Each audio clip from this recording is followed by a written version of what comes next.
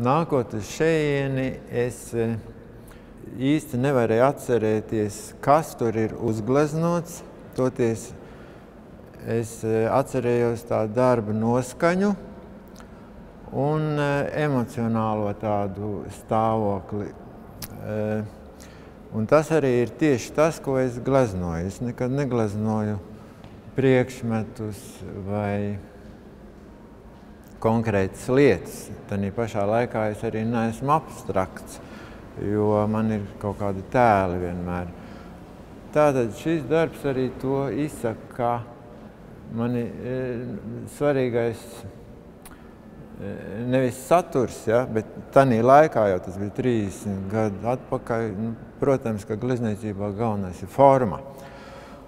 Un tas ir tas, pie kā mēs nonākam, ka ar gleznieciskiem tiem izteiksmes līdzekļiem mēs gleznojam ne tikai to, ko mēs vizuāli redzam, bet mēs it kā gleznojam to savu sajūtu, ko mēs dabonām caur visiem jutekļiem un smāržu, dzirdi, kaut kādu emocionālo stāvokli, kas tanī brīdī ir. Un tagad atnākot uz muzeju, skatos, ka tas darbs saucās dārzā, un laikam tā ir domāta nakts dārzā.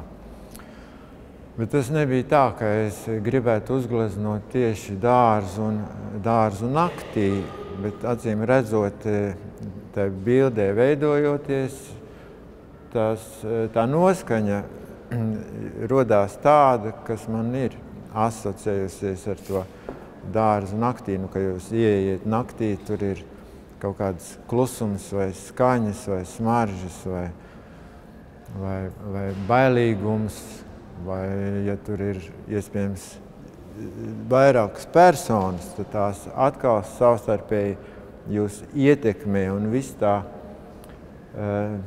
tas kopums tātad veido to sajūtu, kas varētu asociēties ar to darbu. Man liekas, šajā darbā tas bija viens no pirmajiem, kur es varētu teikt, ka tur parādās tas mans rokraksts, vai arī kur es esmu atpazīstams kā es.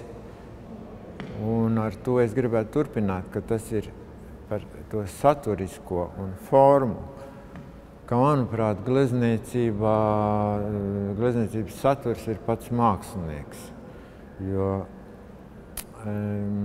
glezniecībā ir forma tik emocionāla un tik noteicošā, kad viņi noteikti dominē pār saturu, un es nezinu pasaulē nevienu gleznu, kas būtu vērtīga tikai ar savu saturu, ja viņi nebūtu labi pēc formas.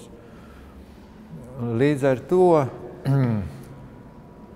ja es atpazīstu šajā darbā vai kaut kādos citos darbos sevi, varbūt nepavēlti saka, ka tas ir dvēseles spogulis, ja? Un ja ņemot varbūt visus tos darbus kopā, tad es redzu sevi, es pazīstu sevi vairāk nekā tad, ja es nebūtu gleznojis. Un iespējams, kad iedomājoties pašam par sevi, kāds es esmu, es vairāk man veidojas tas priekšstats no tiem saviem darbiem nekā skatoties spogulī. Ja? Tā kā, un līdz ar to šis varbūt bija tas viens no tiem, kur es sāku sajust, teiksim, kas es esmu. Līdz tam notiek tāds meklēšanās process un kaut kāda, ir jau tas es jāatrod, ja mēs nezinām, kas mēs esam īsti.